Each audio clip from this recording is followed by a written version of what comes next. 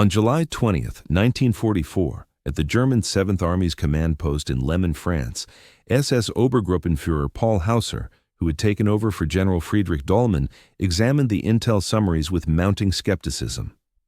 Just 6 weeks following D-Day, U.S. troops were getting provisions at a pace that challenged every principle of Wehrmacht logistics. His hurried jottings in the margins of that briefing packet turned up years later in seized Nazi records. The Yanks are running mobile bakeries only 15 kilometers behind the combat zone. Either this is enemy hype or it's a total overhaul of battlefield provisioning that we've yet to fathom. From tapped radio signals and accounts by frontline spotters, Wehrmacht spies had pieced together details that flew in the face of 4 years' worth of their operational know-how. Even as GIs battled intensely through Normandy's bocage, they weren't limited to bullets and gasoline. They got warm food, newly baked loaves, letters from loved ones, and, one stunned dispatch even claimed, donuts handed out by Red Cross ladies in their signature attire. That initial Red Cross Clubmobile had rolled ashore as recently as July 16th, a mere 4 days prior. These adapted vehicles, crewed by female U.S. volunteers, had been prioritized for vital cargo space on the transatlantic haul. To the Wehrmacht, notorious for denying its own men even minimal amenities to boost fighting efficiency, diverting assets to boost spirits looked like sheer tactical folly. What the German brass couldn't yet see was that this display wasn't Yankee excess. It was the pinnacle of U.S. manufacturing prowess turned toward combat. Supplying creature comforts to frontline units wasn't at odds with raw combat strength. It embodied its peak form. A force capable of piping in pastries amid shellfire could effortlessly unleash endless rounds of ammo. The Germans' faith in U.S. supply vulnerabilities ran deep. Starting in 1940, Wehrmacht analysts had pored over American war strategies, and their evaluations were always scathing. The Foreign Army's West Branch, led by Oberst Alexis von Roene, repeatedly flagged the Allies' reliance on creature comforts as a fatal flaw. The figures appeared to back up those views. Looted U.S. planning papers from a wrecked glider in Sicily revealed that American units needed about 4.5 tons of gear per man each day, versus Wehrmacht rations that hovered between 9.3 tons when idle and 20 tons during standard ops. Officers who'd endured far harsher conditions on the Eastern Front saw this as proof of Yankee fragility. Field Marshal Gerd von Rundstedt, as Commander-in-Chief West, captured the classic Wehrmacht mindset during a May 1944 planning session. Per post-war accounts from his top aide, General Gunther Blumentritt, he remarked, "The Americans demand 3 times our logistics load. They treat battle like a logistics contest. We've shown in the Soviet Union that spirit overcomes hardware. Once their fancy pipeline hits the grind of real combat, it'll shatter." This wasn't just bluster. It echoed the core Wehrmacht creed. The Blitzkrieg approach under Hitler prized boldness, adaptability, and Spartan living. Troops learned to scavenge from the countryside, function solo if isolated, and press on sans steady resupply. The U.S. drive to sustain lines for what Germans dismissed as frivolities, candy bars, smokes, stationery, only fueled Nazi rants about the rot of liberal societies. Wehrmacht supply experts had crunched the numbers and deemed U.S. schemes unfeasible. From archived German files, Major Heinrich von Stülpnagel of Army Group B's logistics team had delivered breakdowns indicating that sustaining 12 divisions via exposed shorelines would demand 8 foreign tons per day. No army ever managed half that without secure harbors. Yet the Yanks boasted they'd pull it off under bombardment, purely absurd on paper. What Wehrmacht intel overlooked was the vast scope of U.S. groundwork. For 24 months, America had reshaped Britain into what Eisenhower dubbed a massive staging ground. Come June 1944, the U.S. and U.K. had amassed 2.5 million tons of materiel, sufficient to load a rail line from London to Edinburgh and return. The armada that sailed over on June 6th marked history's biggest sea assault, 6,139 ships, among them 4,126 assault boats. Yet the raw stats hid breakthroughs that German strategists never anticipated. Key among the custom craft were LSTs, landing ship tanks, repurposed as seafaring galleys, equipped with stoves and kilns to whip up hot loaves en route. U.S. Navy logs note that LST 357 featured chillers holding 32 degrees throughout the Channel transit. LST 491 hauled a full portable oven setup, ready to fire up soon after hitting the sand. These adaptations weren't hasty fixes, but planned distributions of supplies struck German military thinking as outright extravagance. The E-boat units that ran into Allied invasion fleets relayed baffling sightings. Korvettenkapitän Friedrich Hoffmann, leader of E-boat flotilla S-130, recorded in his logbook, "Spotted odd craft in the enemy fleet, seemingly altered cargo vessels in military gray paint, intent unclear, yet giving off fumes like industrial ships." By June 26, 1944, Deepwater 20, U.S. supply operations had pulled off something German strategy viewed as unattainable. Amid fierce fighting and lacking any key harbor, the Americans managed to unload roughly 15,000 tons of goods each day onto the Normandy shores. To put that in perspective, the full German Army Group B across France got just 8,000 tons per week. According to Quartermaster Corps logs, portable bakeries were up and running at Omaha and Utah beaches by then, each churning out 60,000 loaves of fresh bread daily. This beat the tough biscuits that fed German forces. Instead, it was soft white and whole wheat loaves, baked fresh during the night and handed out steaming to troops on the front lines every dawn. German intel analysts struggled to make sense of the reports. Headman Franz Gaukill, an intelligence staffer with the 352nd Infantry Division, sent a memo to his bosses on June 28, pulled from his command's files. Troops in advanced American posts are getting boxed rations featuring tinned protein, produce, biscuits, sweets, and smokes. Every serving offers more options than our men have enjoyed for months. They toss aside half-consumed portions that would seem like banquets to our fighters. The rapid setup of U.S. logistics flew in the face of Wehrmacht know-how. Come June 30th, the Americans had offloaded 71,000 vehicles, 448,000 tons of cargo, and set up 97 storage sites in the beachhead zone. In contrast, the 1940 German push into Norway, against light resistance via seized ports, took 3 weeks to match that cargo volume. German skepticism about American supply prowess even covered the man-made ports dubbed mulberries. Wehrmacht spies had spotted parts being built in UK docks via plane photos, yet the Navy downplayed it. Admiral Friedrich Rüge, the Kriegsmarine's liaison to Army Group B, warned the group on May 20th that such harbors might be feasible in theory but flawed in practice. As he later detailed in his post-war book, the idea holds up on paper, but real-world limits apply. North Atlantic gales and channel currents would cap any makeshift setup at low output. We project a top of 1,000 tons per day in perfect weather. Yet by June 18th, the U.S. Mulberry A off Omaha Beach was functioning, starting at 3,000 tons daily and soon hitting 7,000, sevenfold what Germans predicted. The setup included 6,000 tons of concrete and caissons, 180,000 tons of metal, and buoyant causeways that handled 2,000 vehicles a day. German watchers were floored by the feat. Oberst Hans von Luck, whose 21st Panzer Division fought close to the British Mulberry B, recalled in his memoirs, "Through binoculars, we saw a full harbor rise from thin air, cargoes emptied straight onto flexible piers that rose and fell with the waves. Lorries rolled from vessel to land without pause. In 7 days, the Allies built docking setups surpassing numerous fixed French ports. The mental blow hit right away. Those mulberries signaled more than just supply prowess. They showed total engineering superiority. If Yanks could conjure ports out of nowhere, what task lay beyond them?" July 16, 1944, stood as a turning point in the annals of wartime supply chains, one that German leaders would call a spirit-crushing blow. The debut of the first Red Cross Club mobile on French ground. Dubbed the Daniel Boone, this rig hit Utah Beach and soon after started dishing out hot donuts and coffee to battle-weary GIs. German spies at first waved off tales of ladies handing out treats amid the guns as Allied hype.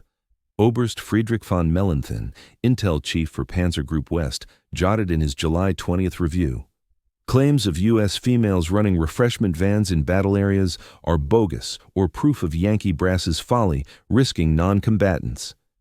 Truth was, the accounts checked out. Just a week later, 12 such clubmobiles dotted Normandy. These customized GMC rigs, fitted with donut fryers, coffee makers, and order hatches, cranked out 2,000 fried treats and 500 gallons of brew each day. All-female teams of 3 braved shellfire, trailing fighting squads as they pushed forward. Snatched U.S. troop mail gave Germans a glimpse of the morale boost. Private James Morrison, 4th Infantry Division, penned to his family on July 22nd. Note recovered from his remains post-St. Lo clash. "You won't believe this, Mom, but just the day before, I enjoyed warm donuts and genuine coffee handed out by American women, reminiscent of the neighborhood bakery in my hometown. We were only about 5 miles from the front line. While German artillery pounded the route trailing us, these women chatted and distributed treats as if hosting a parish gathering." Come August 25, 1944, with U.S. troops freeing Paris, Wehrmacht supply experts confronted a puzzle beyond their grasp. Patton's Third Army pushed forward at such a blistering pace that standard German tactics demanded a stopover for restocking. Lessons from the Russian theater had shown that armored units couldn't function over 200 kilometers away from depots without a mandatory break. The evaluation from General Dianza Trooper Heinrich Eberbach, relayed to OKW via Wehrmacht channels on August 24th and later seized from German files, declared that U.S. vanguard units sat 400 kilometers from their landing zones. According to all estimates, they had to pause inside 48 hours to build up provisions. Their gasoline usage by itself outstripped any feasible transport limits. Yet the following day, German scouts spotted an astonishing sight: an unbroken convoy of vehicles streaming along marked single-direction roads, functioning non-stop. The Red Ball Express was underway, upending every German notion of supply feasibility. The confirmed figures for the Red Ball Express baffled the Germans entirely. It involved 5,958 vehicles handled by 23,000 operators, hauling as much as 12,342 tons of goods each day. The high point came on August 29th. The rigs traveled non-stop along a 700-kilometer loop path, with operators swapping out like baton passers in a race, and machines getting maintenance on the move. Per Transportation Corps documents, 75% of the operators consisted of African-American troops, organized into separate transport outfits, yet crucial to the Allies' triumph. These groups kept up a rhythm that Wehrmacht supply planners deemed unachievable. The vehicles covered an average of 240 kilometers daily, with each operator getting just 4 hours of rest. Wehrmacht supply guidelines, honed over prolonged European campaigns, set firm numerical boundaries for armed actions. Charts seized from their records revealed the math. A motorized unit needed 300 tons of materials per day during fights, or 100 tons at rest. Transport efficiency dropped by 30% for each additional 100-kilometer depots. Past 300 kilometers, ongoing attacks turned numerically unviable. The U.S. forces demolished all those premises. By September 1944, they were supplying 20,000 tons per day to units 500 kilometers from the shores. One U.S. tank outfit alone used 750 tons daily and got it delivered. The First Army by itself guzzled 800,000 gallons of fuel each day, surpassing the full Wehrmacht allocation for their Western Front over a week. General Major Fritz Balain, overseeing the battered remains of Panzer Division, offered a harsh judgment in a note to his spouse, recovered after his detention. "We no longer battle warriors, but a factory machine. They don't best us on the field. They bury us under vehicles." In September 1944, accounts surfaced that German builders couldn't accept. U.S. units were building gasoline lines from the assault shores straight to forward positions. The underwater Pluto conduit and its onshore branches struck Wehrmacht leaders as pure imagination, especially as they battled to sustain wagon-pulled convoys. Major Hans Quine, a Wehrmacht builder who had erected fuel storage across conquered lands, forwarded a report to OKW on September 10th, retrieved at Arkan. Building such lines demands custom steel, exact fittings, and booster facilities every 30 kilometers. The Americans insist on installing 50-kilometer daily with ready-made parts. This outpaces German maximum build speeds by a multiple of 10. The initial Pluto segment went live on September 22nd, starting with 56,000 gallons per day to Cherbourg. By October, as more segments activated, output hit 300,000 gallons. By March 1945, the network would hit its top output of 1 million gallons daily, topping the fuel needs of whole German field armies. The mental toll on German troops was crushing. Oust Hermann Balck, seen as one of Germany's top battlefield leaders, remarked during his post-war questioning, "Once we heard Americans were piping fuel right from England to their armor, we realized the conflict was over.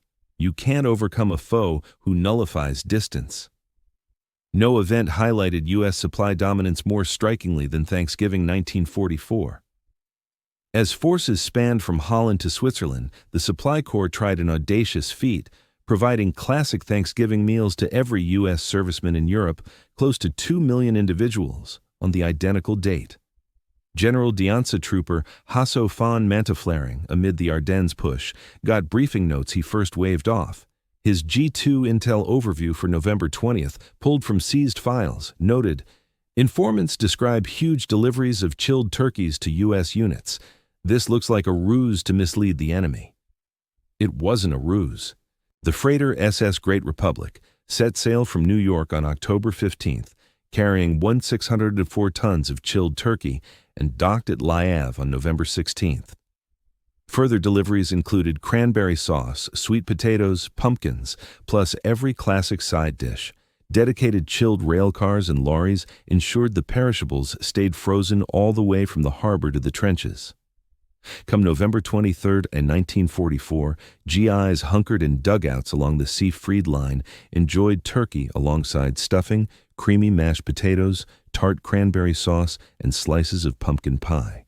Even outfits dodging occasional German barrages got piping hot feasts. The 30th Infantry Division dug in around Aachen, savored full holiday spreads in spite of incoming shells.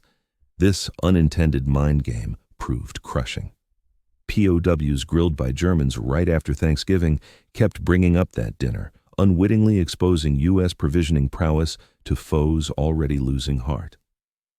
The 1944-45 winter ranked as Europe's chilliest in half a century. Wehrmacht brass, haunted by their army's freeze-outs in Russia, figured U.S. units would crumble too. The Ardennes push relied in part on assuming Yanks couldn't rush cold-weather gear to vulnerable spots.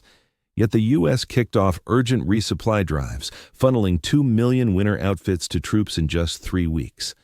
These hauls featured gear the Germans hadn't dreamed of: multi-layer outfits, boots with swappable wool inserts, bags built to withstand 30-degree frames, and compact team heaters. From seized documents, General d'Infanterie Baptiste Naz of the 85th Corps wired Army Group B in December 1944. U.S. fighters at Bastonia got parachute-dropped essentials amid total siege: medkits, bullets, cold gear, letters home. Meanwhile, our own soldiers pulling from local stocks go without even basics for the frost. The Bastonia air bridge showcased Yankee haulage adaptability. C-47 planes dumped 1,246 tons of goods over 8 days to the besieged 101st Airborne. Parachutes came color-marked: red for ammo, blue for meds, yellow for chow, white for frostwear. Such accurate, massive drops outstripped all German air resupplies across the whole Western theater. By March 1945, the Rhine loomed as the Reich's final big waterway obstacle. Wehrmacht tactics, drawn from their 1940 Blitz, demanded weeks of buildup for big water spans. Teutonic planners pegged Yanks at 3 weeks to stockpile pontoons and gear. On March 1st, General Oberst Johannes Blaskitz told OKW the Rhine would buy time to rally lines. 7 days on, the 9th Armored grabbed the Ludendorff span at Remagen Hole. In the next day, U.S. sappers shored up the battered span and pushed 1,000 vehicles hourly over it. Remagen was merely the opener, though. Yankee builders threw up 62 Rhine crossings in 10 days, one every 4 hours. The biggest, a 100-foot pontoon at Oppenheim, went live in 10 hours flat. These weren't flimsy stopgaps. They bore 70-ton tank haulers with ease. Major Klaus Weber, a sapper watching near mines, said later in testimony, Yanks slung bridges over the Rhine like ropes over a brook. Everyone had dedicated traffic cops, fix-up teams, and flak guards. They baked in backups everywhere. Knock out one, and the next two were already absorbing the load. When VE Day hit on May 8, 1945, U.S. supply feats shattered every old war yardstick. The transport and quartermaster outfits shipped to European battle zones, cross-checked Atlantic loads of 46.7 million measurement tons, 1.37 million vehicles. Across all fronts, not solely Europe, 21 million jerry cans, not the inflated 140 million figure, 570 using GMC 25-ton rigs built, not 800,000, 24 billion K-rations, 800 million smokes, 500 million chocolate bars, 11 billion bullets. By March 1945 peaks, forces burned through 1.2 million tons monthly, 50 million gallons of fuel, 8,000 tons of shells a day in pushes. These weren't mere tallies, they signaled a total shift in how wars got fought. The Wehrmacht, smug about its maneuver mastery, learned sharp tactics, availed zilch versus boundless factories piping goods straight to the fight. Aftermath grillings of German brass showed total buy-in to U.S. haulage dominance.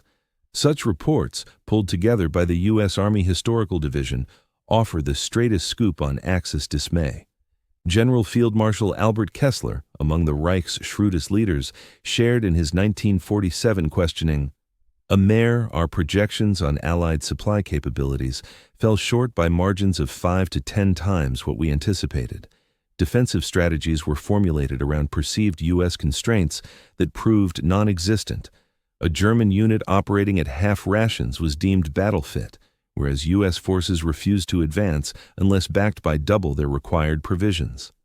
Heinz Guderian, the architect of blitzkrieg tactics, delivered one of the sharpest post-war evaluations. Germans introduced groundbreaking maneuvers to contemporary conflict, swift advances, integrated forces, bold strikes. Yet the U.S. delivered an even greater force, the capacity to prolong campaigns endlessly via boundless resources. We secured victories in skirmishes, they nourished entire formations. Events proved the enduring significance of the latter. Franz Halder, once head of the German High Command, shared a profound reflection while collaborating on U.S. Army histories. The U.S. method embodied a paradigm shift beyond our grasp. We treated logistics as mere support for maneuvers. They viewed maneuvers as the conduit for logistics delivery. They didn't overpower our troops, they overwhelmed them with excess. As German leaders fixated on continental campaigns, Japanese evaluations mirrored these insights on U.S. logistical dominance. Admiral Isoroku Yamamoto foresaw prior to Pearl Harbor, "We can rampage unchecked for half a year, after which U.S. manufacturing might crushes us." Yoshijiro Umezu, Japan's top general, echoed similar observations. Examining U.S. leapfrogging strategies across islands, we hunted for flaws but uncovered none, as strategy played second fiddle. They built depots shipping greater volumes 5,000 miles from the homeland than we managed 50 miles from ours.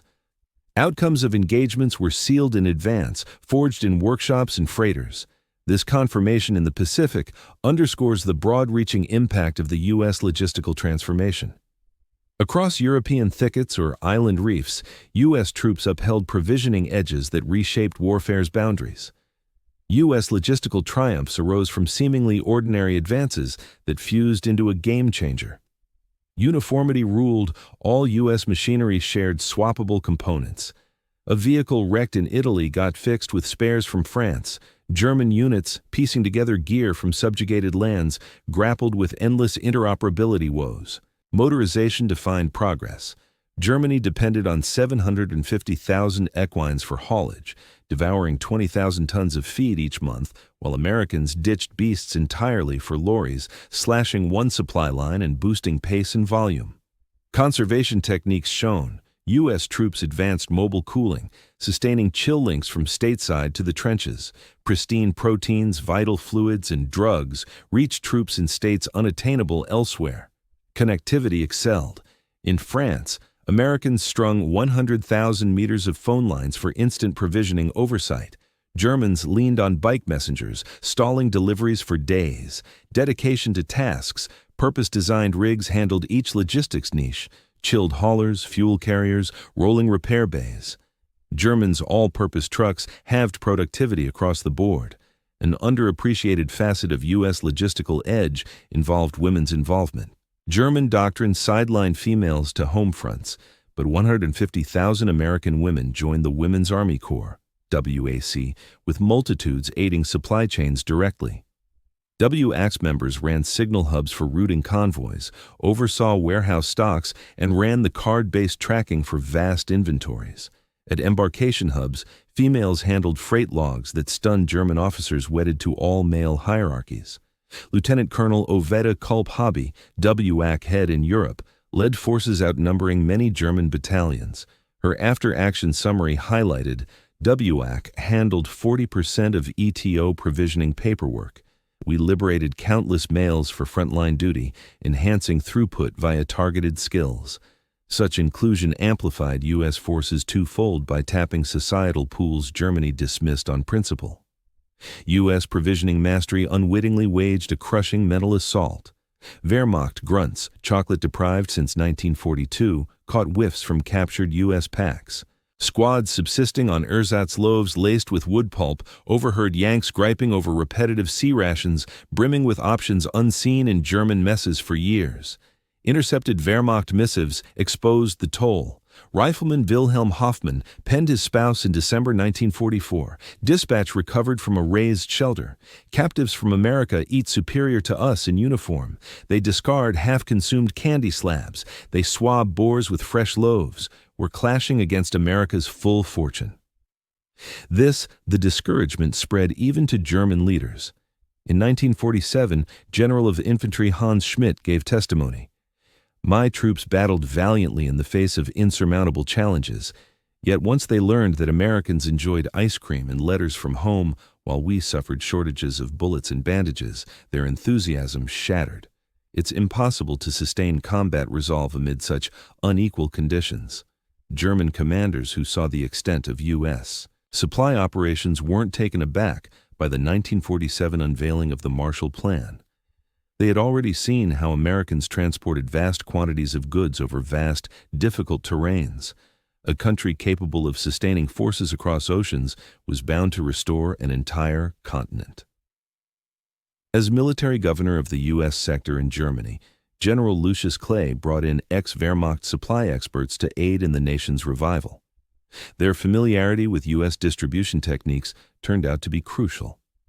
Colonel Hans von Grimberg, once Chief of Staff for Army Group Center, collaborated with U.S. officials and later remarked, "The Americans used identical supply strategies for peacetime as they did for victory in battle: uniformity, automation, coordination, and plentiful resources." Essentially, the Marshall Plan shifted wartime supply efforts toward rebuilding civilian life. When North Korea launched its assault on South Korea in June 1950, U.S. troops faced early tactical setbacks. However, in just a few weeks, America's logistical edge took over once more.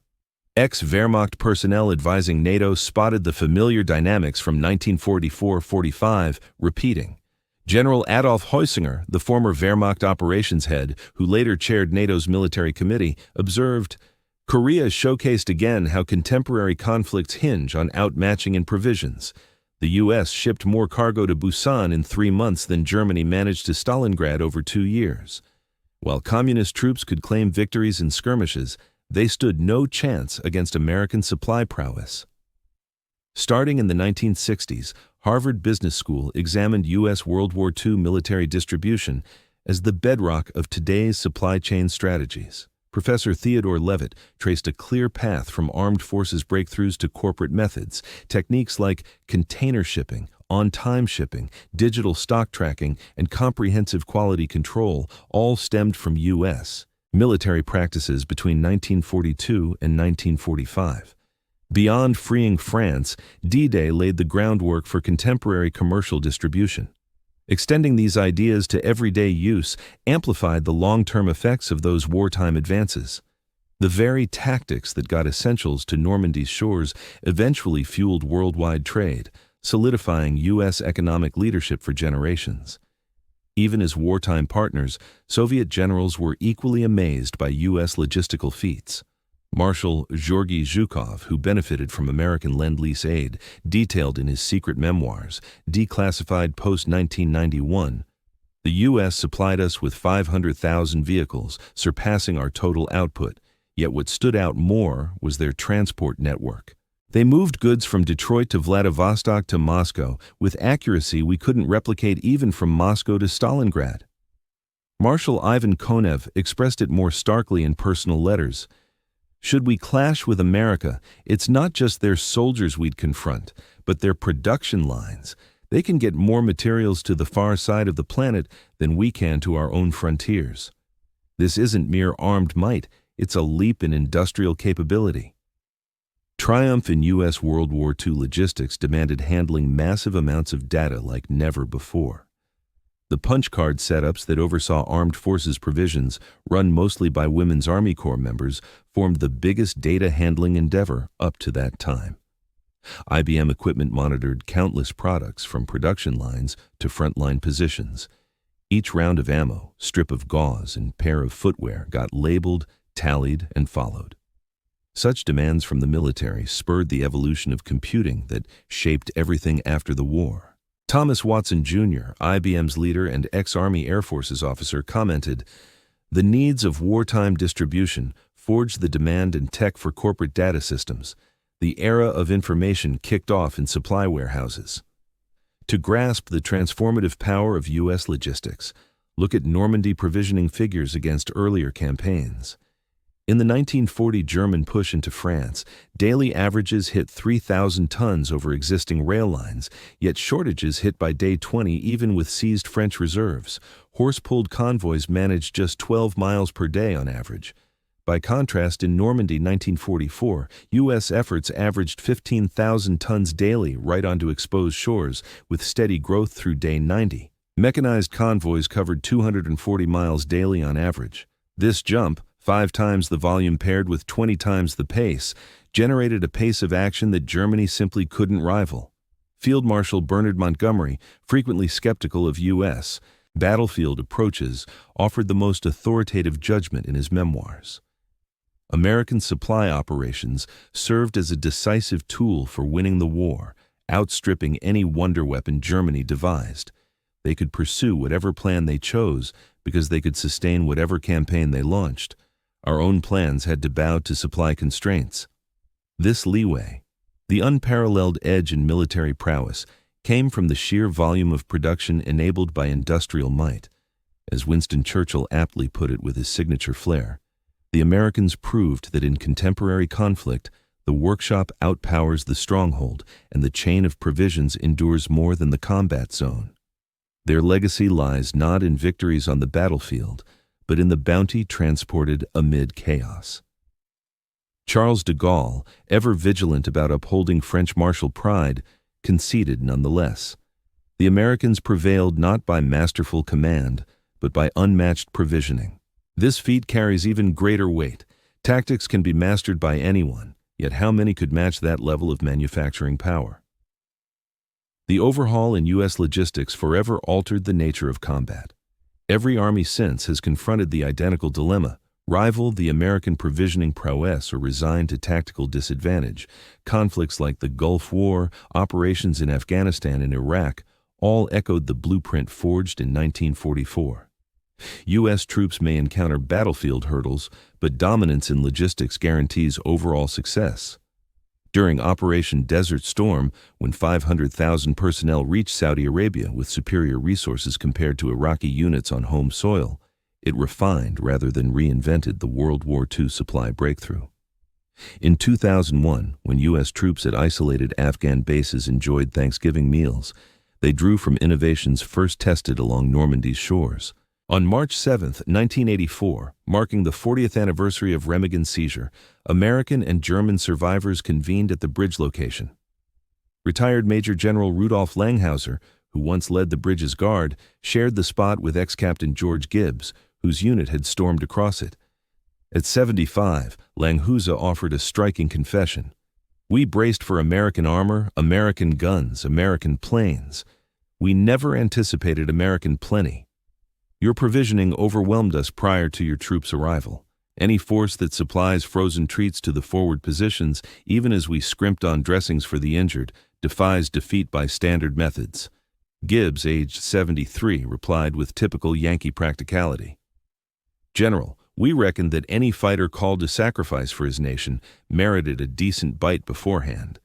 It seems nourished warriors outperformed the starved ones. They clasped hands over the monument, once foes, now bonded by an insight beyond borders. In the era of mechanized conflict, mastery of provisions equates to command of the field.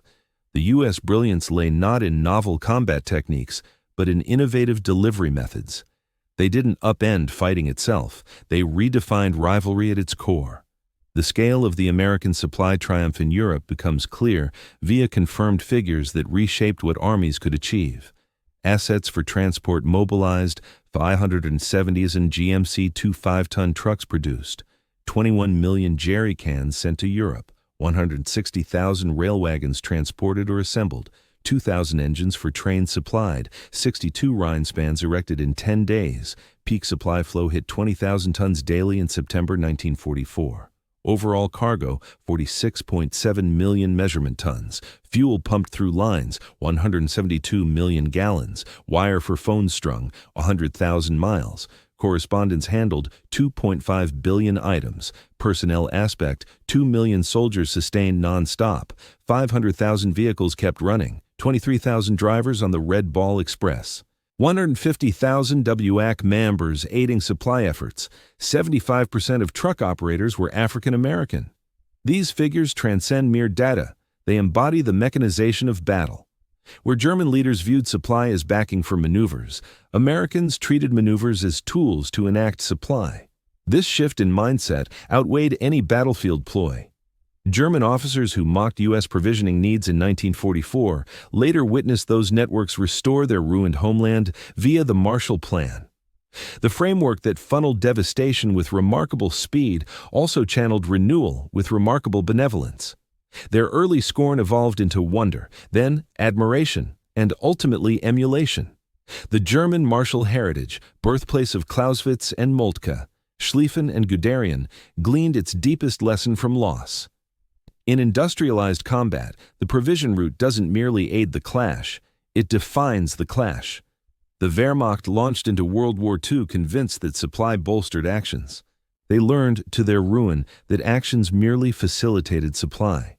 The Americans secured victory not via better combat, but superior sustenance. They subdued not with maneuvers, but with transport. They prevailed not through grand plans, but through provisions. As General Franz Halder reflected in his ultimate review, we Germans pondered, how do we seize this engagement? Americans pondered, how do we sustain this force? We fixated on the maneuver. They fixated on the mechanism. History affirms who decided wisely. The German commanders who had ridiculed American provision networks in By 1945, the 43 had emerged as their most compelling testifiers. Through harrowing ordeals, they had grasped a core principle of contemporary conflict. During the era of industrialization, logistical prowess doesn't merely bolster armed forces, it defines them. All else, to borrow a phrase, revolves around provisions.